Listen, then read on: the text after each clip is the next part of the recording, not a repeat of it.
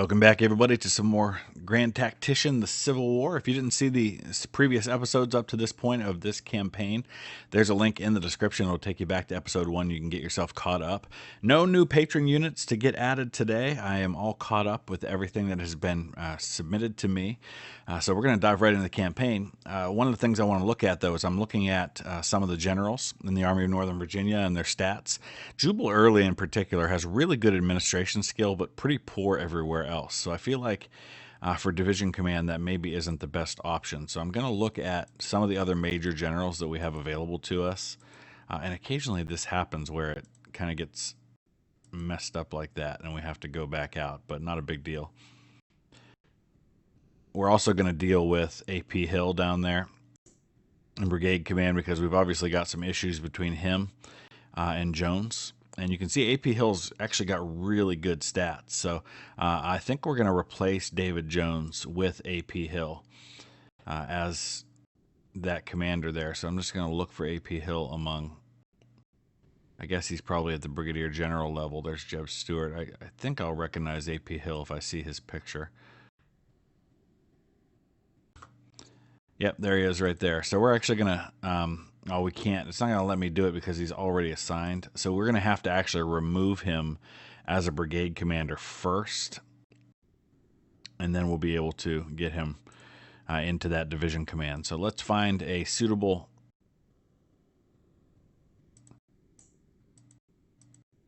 commander, maybe. All right, so someone like Nathan Evans, who's actually a decent commander, but isn't currently in command anywhere. So we're going to put Nathan Evans in command of that brigade. That's the VMI cadets. I think, no, that's AP Hale's brigade. I was thinking of Beauregard as commanding the VMI cadets. We've got to get him out of there, too. He's a full general commanding a brigade. And again, decent stats. Not great, but decent. But David Jones, definitely not as good as AP Hale in terms of command. So let's go ahead and see if we can find AP Hale now. There he is. So we're going to get him in division command, and that should work out really well for us. This is something I should probably be doing on my own for the most part anyway, but just wanted to show you a little bit of that and how that works. Let's see how Richard Jull is. He's a decent division commander, nothing great. Jull Early, not great as a division commander, so I'm going to see if there's somebody I can replace him with. Theophilus Holmes, no. Not Polk, no. Again, it's doing that. Sometimes it does that. All right, I think Hardy's probably a good choice here. He's got some pretty good stats, certainly good enough for a division commander. So we're going to get Hardy in command of that division. I just want to look at the others now. I'm not too worried about the artillery division commander. Gabriel Rains is really good as a division commander. Jull certainly decent enough. Who do we got here? We've got William Fitzhugh Lee. Yeah, he's good. So let's look at Jackson's division commanders now. We got Edward Johnson's good. Gustavus Smith's pretty good. Not too worried about the artillery commander. Edmund Wingo, not so great. And yeah, we're going to have to replace these two. Let's see who we've got. Theophilus Holmes wasn't that great. All right, well, I'll deal with the rest of these commanders later. We've got armies on the move. The Army of the Mississippi has finally left Cairo, Illinois, and they appear to be headed toward cutting off my first corps, which I was sending toward Cairo. We're going to shift the Army of Mississippi headquarters that way, too. The 3rd Corps Army of Mississippi is headed toward eastern Kentucky. 2nd Corps is continuing to pursue the Army of the Ohio, though I am a little concerned about our numbers there. We've only got 14,000 men. His Army of the Ohio isn't much better, so I think we'll be okay, but we're going to sit tight right there for now. The Army of the Mississippi is apparently who we're going to be running into with Anderson's division here in just a minute, and we're going to be just those men. It's not going to be anybody else, and it's going to be pretty even odds for this fight. All right, there we go. 1st Corps Army of Mississippi in contact with the Union Army of the Mississippi. Let's do this. This is going to be pretty even odds at the Battle of Paducah, April 8th, 1862. It's going to be about 20,000 on each side, so I'll be curious to see how he deploys for this one. Interesting, we're fighting this one on the Bull Run battlefield. I wasn't expecting that at all. But we're going to go ahead and get deployed. We'll take Anderson's whole first corps up. Let's see where the Union's going to be coming from. I'm trying to find his entry point, and I don't see it. It's not over here, is it? There it is right there. Okay, so he's going to be coming down from up there. So probably we can get into position somewhere around Henry Hill and build our battle line there. So we actually reached the end of the day as my men were deploying. So what we actually have an opportunity to do now is we can place them pretty much where we want them within the deployment zone. So let's get Chatham's division, and you can see where they were supposed to go. We could actually just go ahead and place them there now. Not quite where I want them. You can see the guys on the outside have the much better range with their weapons. Oh, we've got cavalry. Oh, that's the 5th Kentucky Mounted Infantry. That's why. We've got a couple of units that still have mixed muskets on the inside here. I'm not crazy about that. So let's actually move the 5th Kentucky Mounted Infantry. I think I'm going to swap a couple of these units around. I'll put the ones with mixed muskets kind of in between so that we've got a decent range every other unit in this division. We'll put these guys on the outside. And then we'll do the same with the other division, which I believe is Clark's division. We're going to throw him over here on this side. Not quite there, though. I'm going to hold this Stewart's brigade in reserve. And then we're just going to kind of build a battle line right here on this hill. And we'll throw our artillery up there, and hopefully he'll come at me. Okay, it looks like he may be coming down this way, so I'm hoping if we can get his attention with our cavalry, we can draw him toward our lines over here, because it looks like he's coming down that road. I've got cavalry also over this way, just kind of checking to make sure he isn't trying to get around me there. Lindsay's cavalry's kind of out there by themselves, so they may run into some combat here, and there's not a lot I can do about that if they do.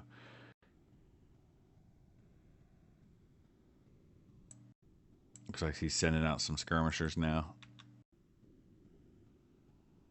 Really hope I can draw him into attacking me here, because this is a really good position that I've got.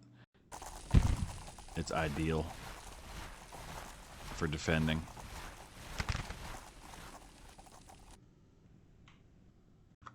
I have no idea what just happened, but my entire command has just started moving. So I don't know if Anderson's taking it upon himself to go into combat, because we had a perfect situation here, and I guess I should have not told my guys to have initiative, because the entire corps just started moving around. I cannot seem to get Lindsay's brigade to get out of there. I even tried to issue a detach order so they wouldn't have to wait for orders from their division commander to do anything. But it doesn't seem to be working. They lost 336 men. They've only got about 600 left. We do have a perk available, and we're definitely going to need it. Now, something about these perks that I've learned, and I haven't mentioned this before. The reason sometimes once you pick a perk for a unit that you see some units, those perks level up fast, and other ones don't, because they can get all the way to 3. You have to be doing whatever the perk allows for you to do in order to be able to level it up. So, for example, if you choose for an infantry unit the sharpshooter perk, you have to be firing at a unit, an enemy from long range, in order for the sharpshooter perk to level up. The Vanguard perk, these units need to level. They can only level that up if they have enemy on their flanks or their rear. In order for that to happen. Stormers 1, fighting dismounted. You're only going to level up Stormers 1 when you are fighting dismounted. So we're going to go ahead and do that, for example. Even though they're in pretty bad shape, and I don't know how long they're going to last. But choosing that Stormers perk is going to allow them to level up by fighting dismounted.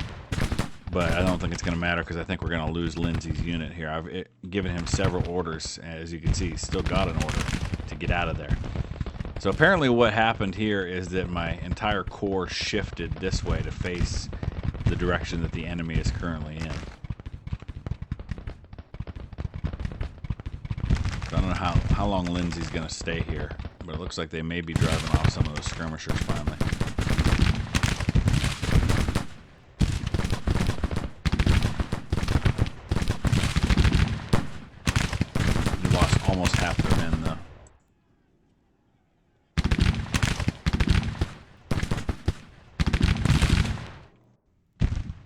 drive off those other skirmishers, they can get out of there. I don't know where he's going. I think we may have to advance our position. We've got cavalry and artillery out over here at Matthews Hill. Maybe we'll send Chatham's division that way. Let me look at that ground. Alright, it's not too bad. We'll be engaging them up on top of the hill. I think I can handle that. So we'll send Chatham's division that way. Clark's division, 8,000 men, we'll send up this way to maybe help support the cavalry. It's going to take a while for them to get there. We do have DK's cowboys. I should have probably sent them a little sooner. That's the other brigade in this division. Much stronger brigade. So let's get them moving. If I'd have done that much sooner, I probably could have saved these guys a lot of grief. Alright, Lindsay's brigade's down to just 13 rounds of ammunition, so we really just need to get them out of there at this point. They're really not going to be much further use. But there, we've got DK's cowboys. They've arrived. They've also got Sharp's rifles. And they're just going to kind of sit tight for now. Here he comes. Okay. So let's get them dismounted because I actually want them to fight like mounted infantry as well. We do have our other units getting into position finally.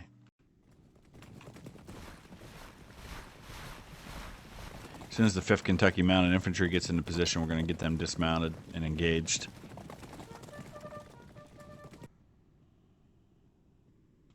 Oh, Lindsay, where are you going? I gave him an order to go back, and he's going to go right through his line to do it? No. Do not do that. Come back this way. Oh, no. Wow. Here's his division commander here, so I'm hoping he gets that order pretty quickly. Yeah. Stop, stop, stop. But it looks like it disrupted his whole force in the process.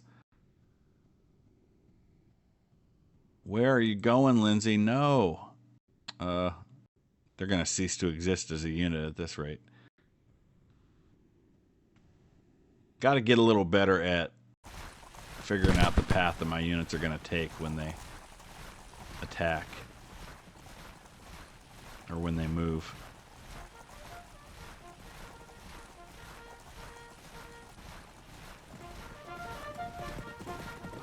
Alright, 5th Kentucky Mounted Infantry about to get their first shots off. They've got Enfield rifled muskets. I actually wouldn't mind switching them to the Sharps rifles either, but I think for now we'll just use these.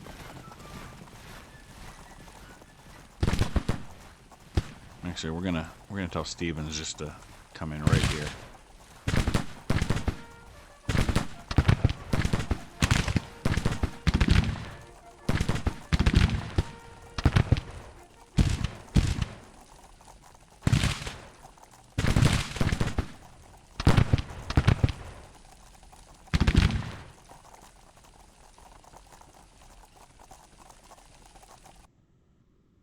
Poor Lindsay.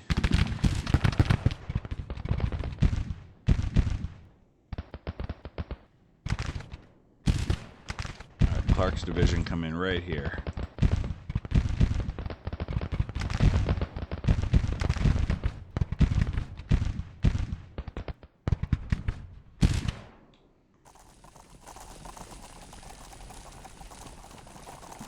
Alright, so far so good.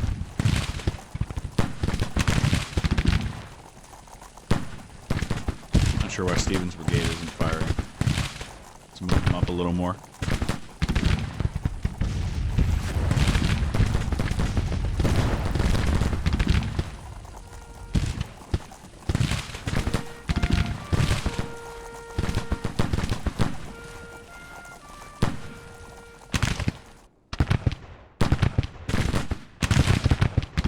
Bring the River Valley Brigade right in next to the 5th Kentucky.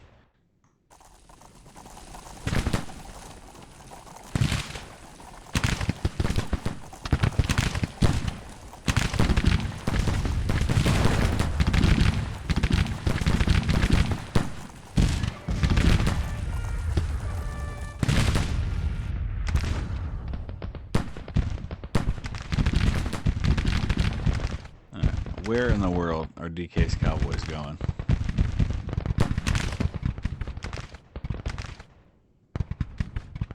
Actually, let's get them mounted up. Let's see what we can do to this artillery.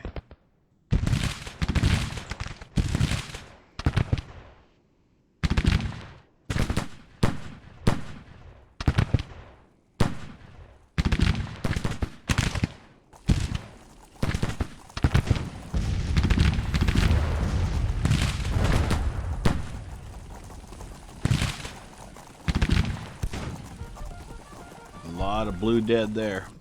What do the numbers look like? Pretty even so far. 600 on my side, 800 on his.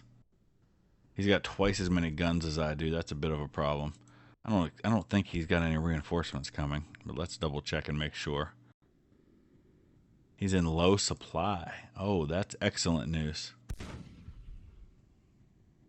That's really good to know.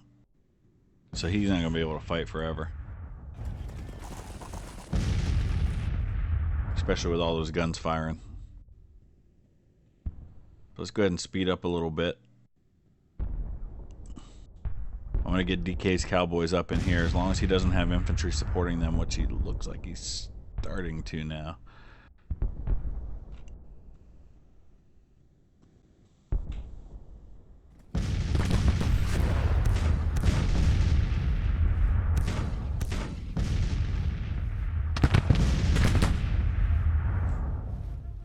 Nice. Put some fire on those guns.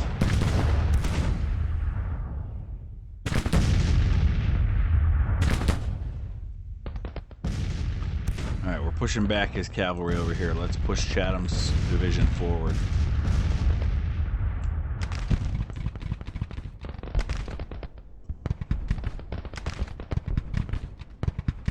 Looks like he's building his battle line right along this unfinished railroad right here.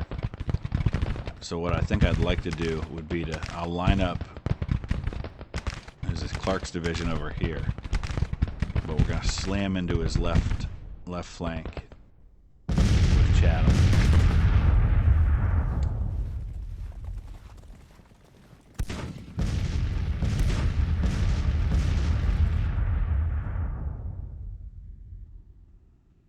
Six-pounder field guns, 6-pounder field guns. I gotta get these guns upgraded. That is just not the way to go.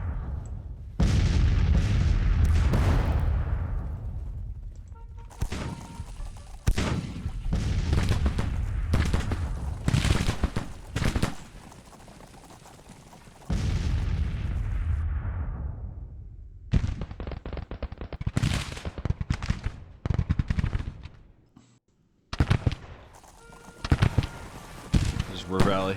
Yep.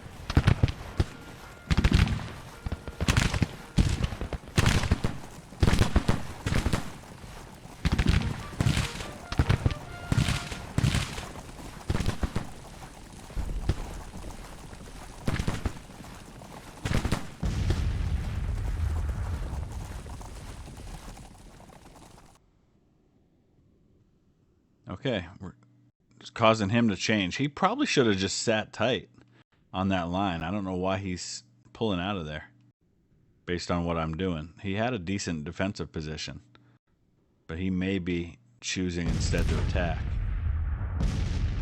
Get DK's cowboys up. So we're going to have mounted infantry right there in the center on both sides. Just kind of worked out that way. It wasn't really the intention. Let's see if he attacks. He does still have an advantage in artillery on me. And he appears to be using it on this side. Oh yeah, he's coming. Massed attack all the way along the line. I need Clark's division to open up on them at long range.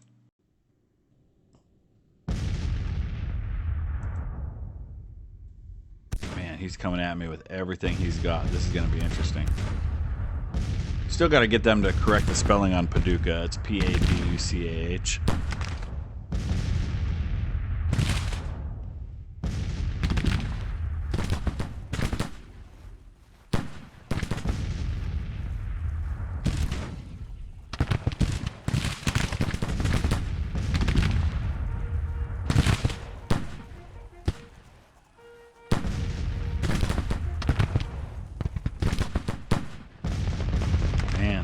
This is the biggest attack I've seen the Union make in a while.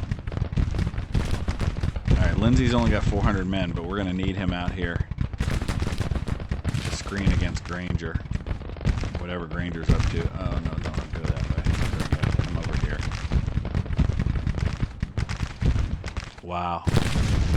This may be a tough attack to stop, because he's coordinated this well. He's attacking everywhere at once. Alright, let me pause, because Ruhr Valley Brigade has their first perk assigned.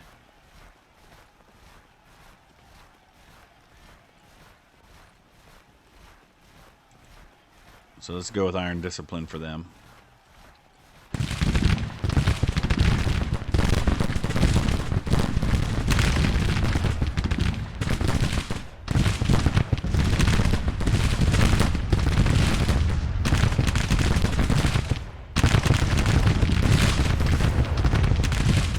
Where's my artillery?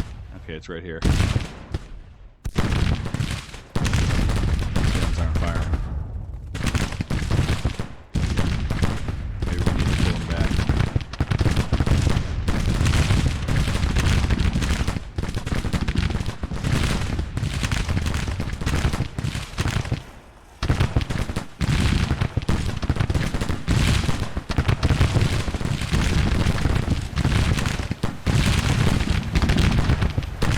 It's actually a really good way to check on the condition of your men to go into here.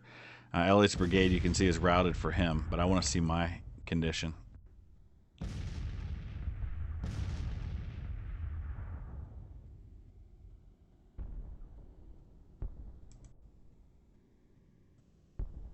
All right, all the divisions are confident, but I want to see the actual brigades.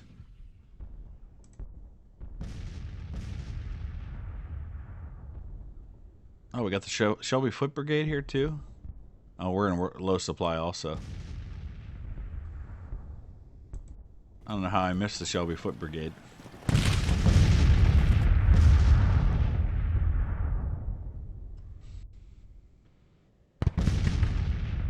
Alright, let's give them sharpshooters.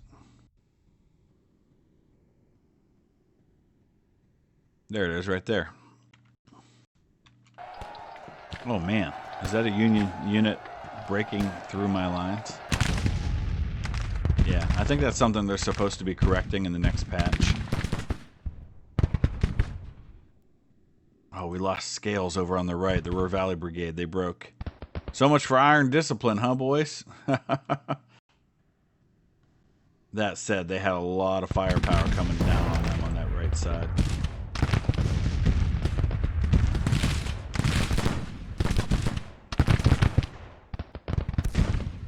Where's Lindsay's cavalry?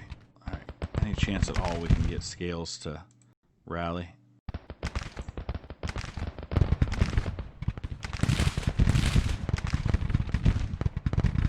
Where'd his... Oh, Granger's cavalry's all the way back here. That's interesting. I just lose a unit that broke on that side too. Stewart's brigade, yep. Alright, he broke the units on either flank. Whoa, whoa, whoa, whoa, whoa, whoa. Shelby Foot Brigade. No, where are you going? Oh, jeez. Oh, now he's pushing with everything he's got. He got my flanks to collapse. Oh, brutal.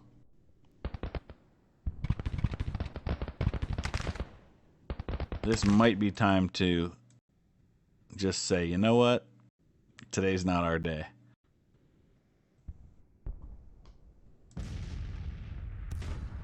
I mean, the casualties, wow. When he launched that attack, we just inflicted massive casualties on him because the casualties were pretty even for a while.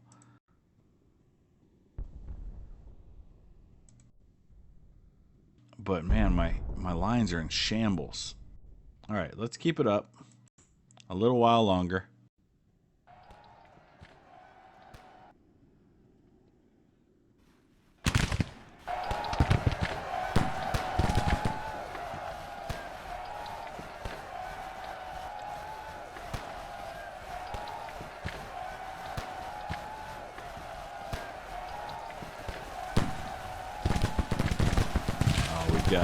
melee combat happening here.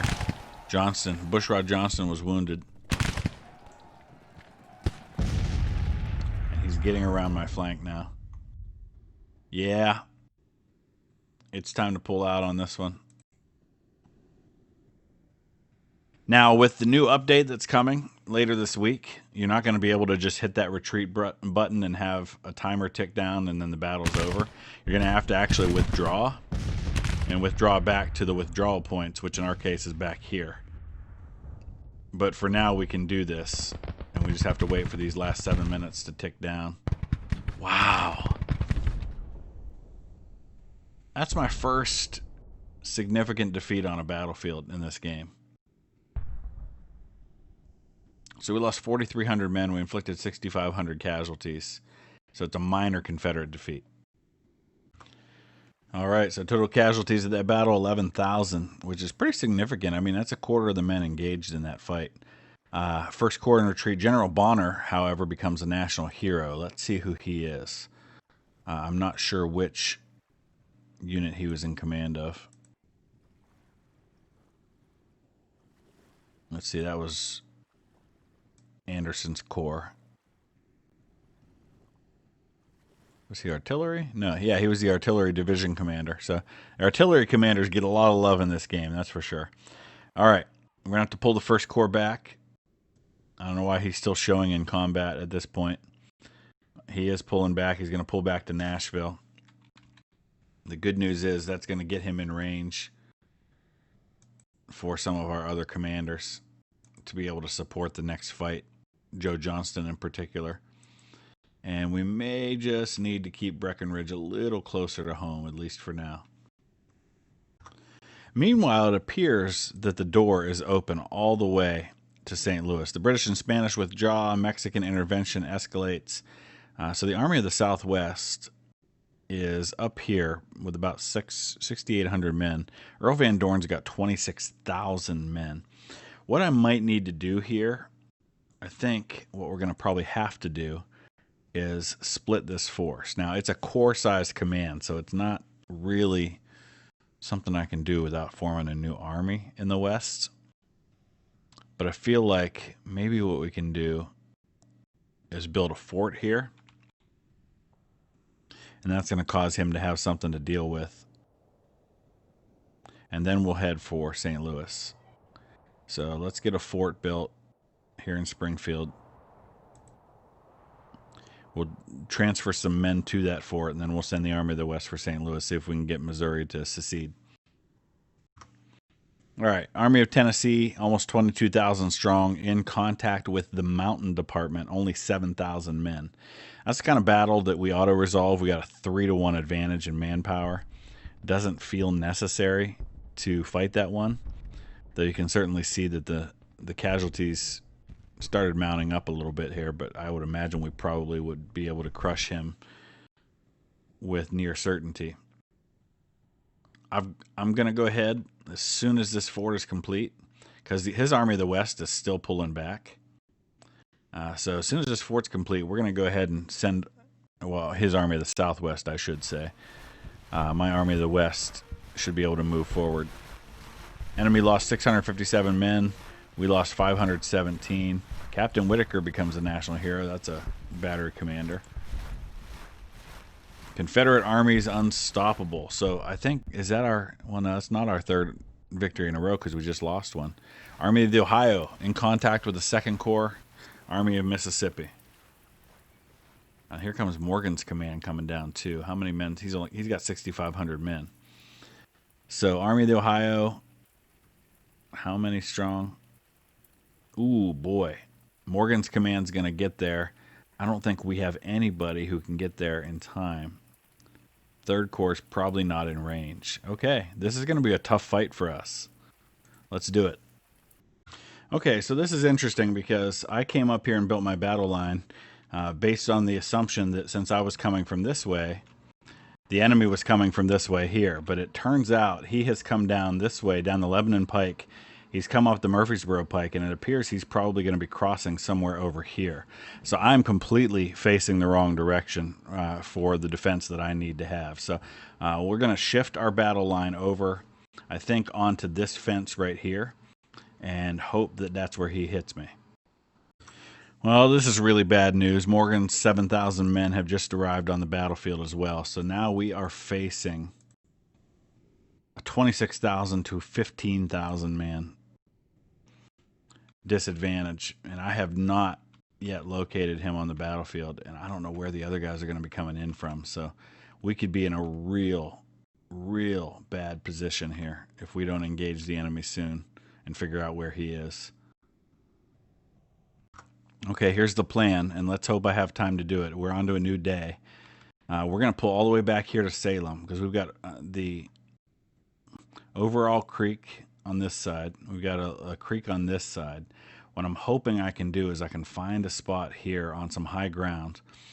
We can build ourselves some kind of a defensive position, get some breastworks going, and maybe hold him. Maybe even right here on the edge of these woods is where I want to go with this. So once they get a little closer, I'll firm up this battle line. I'll get my guns in behind. This might be the spot to go. All right. We're going to build our breastwork line right here. It's going to curl around, covering this crossing here and all the way down to right here. And then we're just going to put everybody in behind it. I've got a brigade up here that will not move for some reason. I've given their division orders. I've given them single orders as a brigade. I think it's just some kind of a glitch, but Chalmers is stuck down here in the water and will not move out of it. So you can see here, I can't, no matter what orders I give him, it seems like I think he's just stuck there. I can't seem to give him any orders that get him anywhere that don't involve being in the water. Okay, so what I decided to do was just go ahead and pull out of there. I had that unit that was stuck. I was vastly overwhelmed in numbers, 2 to 1 basically, and it just wasn't worth it. So I've quit the field. We're going to actually pull everybody back into Tennessee. So we basically had to surrender West Kentucky for now. That's just the reality. I've got to consolidate my Army of Mississippi into one solid defense because we're going to need all of those men against what's coming. All right, so the Army of Tennessee, having defeated the Mountain Department, we're going to send them, rather than up to Lynchburg, over to Lynchburg, we're going to actually send them up here toward Grafton because that's going to get them in place where they'll be able to support Longstreet's corps if he's attacked again with his 38,000 men. Jackson's corps can support Longstreet's corps if it comes to that. So if the Army of the Potomac and the Army of Tennessee choose to move their 100,000 plus men, we keep losing naval battles in Galveston, Texas. If they choose to move that 100,000 plus men anywhere into Virginia toward Longstreet, we're going to be able to get our own forces to bear on him. 21,000 men, Army of Tennessee, 80,000 men in the Army of Northern Virginia altogether. That gives us about 100,000 men we can put in the field if it comes to that. And of course, that includes the Army of the Peninsula, which has 16,000 men itself. Let's see where our Fort William garrison has 3,000 men now. So I feel like I can probably pull the Army of the Peninsula back closer to Jackson's corps. So we should be in pretty good shape in Virginia. Now we just need to sort the situation out over in Kentucky and Tennessee. So I'm pulling Breckinridge and his 3rd Corps back so that they're within range. So we'll have all 3 of our corps of the Army of Mississippi in a position to be able to move against the Army of the Ohio. 19,000 men there, 7,600 men there. So even 2 corps. I mean, Johnston's only got 14,000, so that makes me a little nervous. But if we move these 2 corps, that gives us a little over 30,000 men. That might be enough to deal with them. We just can't also deal with the Army of the Mississippi against that. All right, so the Army of the West has just taken the Fort Wyman garrison, which is right here on the road between Springfield and St. Louis, which St. Louis has now fallen to our forces. I don't know why it took so long for the Fort Wyman garrison to fight. 43 men under the Union against my 26,000 man army as they marched through. So the Army of the Mississippi, that's actually where they're headed now. They're headed to try and get St. Louis back. That could make for a really interesting showdown between Earl Van Dorn and John Pope in the west. Pope's actually buried in St. Louis. Let's see. What do we want to choose for these guys? Ambulance Corps, I think, for now. All right, we've got to get some men in this fort at Springfield in the garrison. So what I'm going to do is I'm going to look to the Army of the West, and we're going to transfer one of the brigades from the Army of the West, somebody that we can afford to be without. Okay, Slack's brigade. Now we're not going to send any of our patron units there. Green. No, I think it's probably going to have to be Green. He's got 2,600 men. Slack's got 1,800. Let's send them. So we'll put them there. Everybody else stays put. It's going to take 1 day for them to get there, so that's not too bad. The Fort Wyman garrison, I recruited some South Carolina troops, but it's going to take them a month to get there. So that might be a problem. I'm waiting to see. Oh, we've got to drive the soldiers out of Missouri before Missouri will secede. We've got to get the Army of the Mississippi out. Looks like the Army of the Southwest has actually passed over into Kansas. So if we can defeat the Army of the Mississippi in battle, I think that'll be enough to secure Missouri. So let's go ahead and move south out of St. Louis and head toward them. With the Army of the West keeping the Army of the Mississippi occupied, this gives us an opportunity to concentrate the full weight of our Army of Mississippi against Union forces in Kentucky. So we're going to start moving all 3 corps toward a showdown there. Man, we just lose naval battle after naval battle in Galveston, Texas. So we're going to move all 3 corps. Let me pause for a second because I've got to zoom in pretty far to be able to see all of these units that are in Nashville. That's our Army headquarters here. First Corps is moving. Army of the Mississippi's moving. Where is the other corps? Our 3rd Corps is there. I can't see my second. Oh, it's just south of town. So we've got to zoom in. He was hiding right there. That's Joe Johnston's 15,000 men. I'm actually going to shift them back over this way. No, not that way.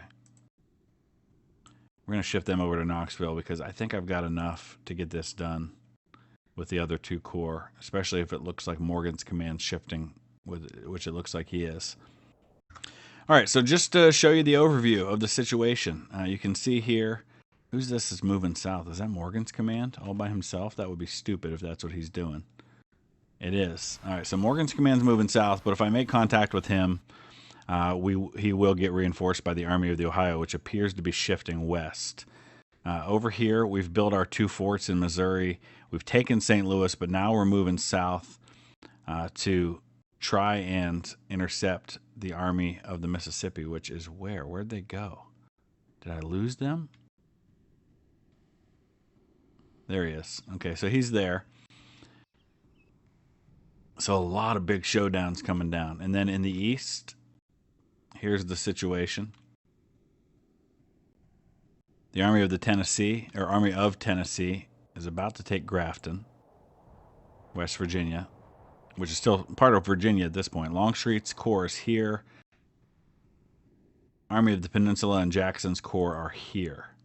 So a lot coming, but we're going to wrap it up right there.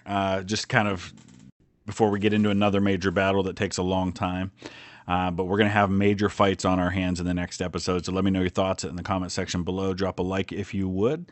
If you want to see your own unit in the game, just head on over to Patreon through the link in the description. Sign up at the captain level and above, and you can have your own brigade in the game. So we'll see you again soon. Thanks for watching.